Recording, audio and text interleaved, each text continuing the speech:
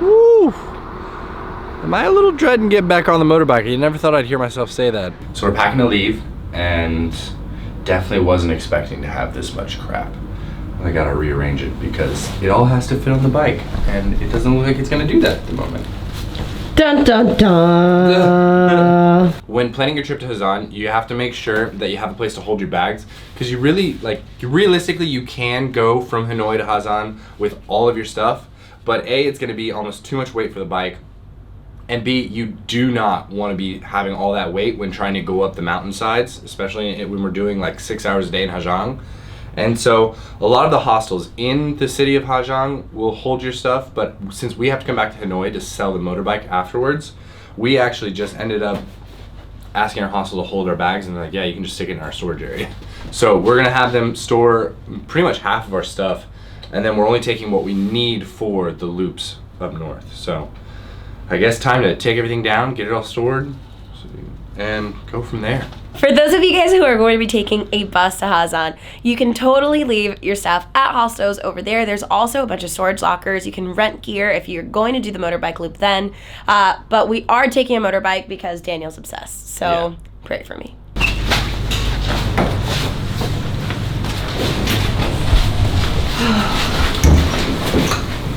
Ready to go. You ready, David? I'm ready for it.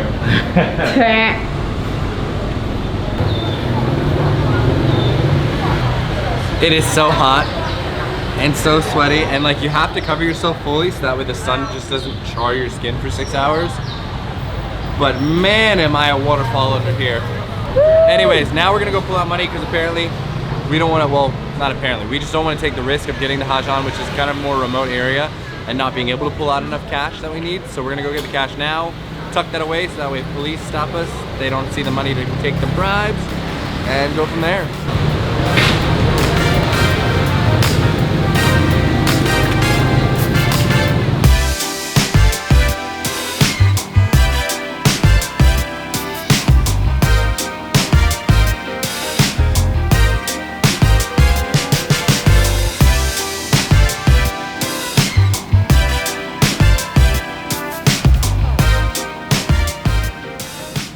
Alrighty friends, so we have made it over to get petrol, and before coming here we actually pulled out 6 million dong before going to Ha Giang. The reason why we've done that is because even though they say that there's ATMs in Ha Giang, we don't know because we haven't been. And if you guys have seen our Ninh Binh situation where we lost our ATM card and then had no cash, you can click that up here to go watch that one. We just don't want that to happen to us again, especially with a trip that's a little bit further out this time. We've been on the road for maybe an hour and my butt is already really, really sore. And Daniel has MacGyvered our bike. Let me show you. So we have our nice little seat pad right here. It's the yoga mat. Yoga mat. It's actually made the world of difference. Then we just have both of our bags over on the side and electronics on the back. Woo woo, you guys ready for this?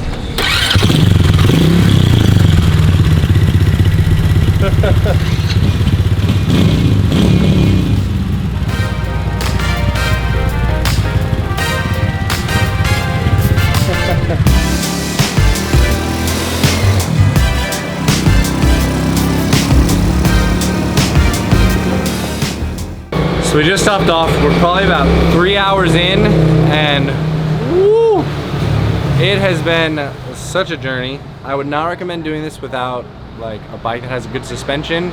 And honestly, I wouldn't recommend doing this in like non-fully automatic. I know a lot of people do it in semi-automatics, but I wouldn't do it in auto. But it's a lot of fun. I'm really tired and my butt hurts so bad. So we're gonna go inside and get some food.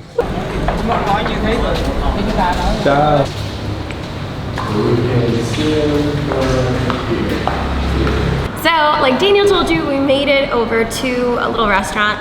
They don't speak any English, fair warning. All I know is that pho is like that soupy stuff, right? And then gum, which I'm pretty sure I said wrong, is rice.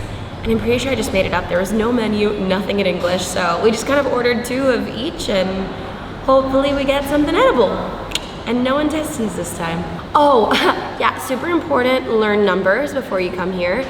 To say how much something is or ask how much something is, you're gonna say bao yu tian, and then just go and learn the numbers. I will list them all down below. I don't know all of them, so don't judge me, but definitely learn at least 1 through 5. Mud, hai, ba, bong, lam.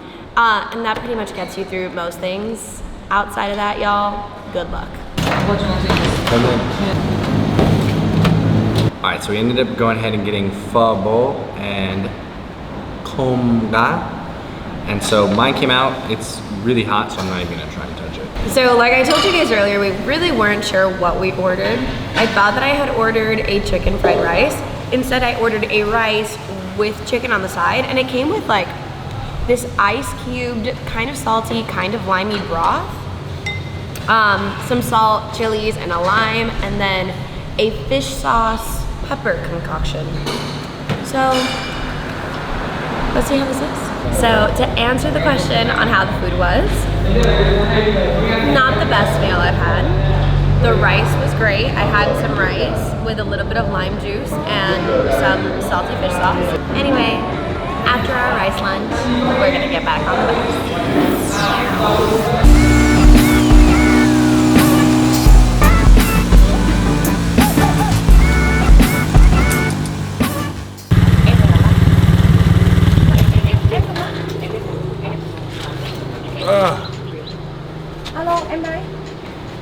We finally made it after a very sore butt, very long and stressful drive of semis trying to overtake other semis on a 2-lane road to where you literally have to stop and just get in the grass so they don't hit you. We have finally made it. So we've just made it to where we're staying. Guys, I'm exhausted. Allegedly, Maps said that it was gonna take 6 hours to get here. We left at 10 a.m. and I'm pretty sure it's just before 6. So that's almost 8 hours on the road. Given we did stop to like stretch off a few times because the motorbike really just destroys your bottom. And we did stop to get food, but outside of that, we tried to haul it here as quick as possible. I definitely don't recommend this for newbie motorbike riders. If you are a newbie motorbike rider, maybe take the bus to Ha Giang, just because there's a lot of semis trying to like overtake you and like cars and crazy people. It's pretty great. Anyway, we're pooped. Thank you guys so much for joining us. The views were incredible and the sleep is gonna be even better. Good night.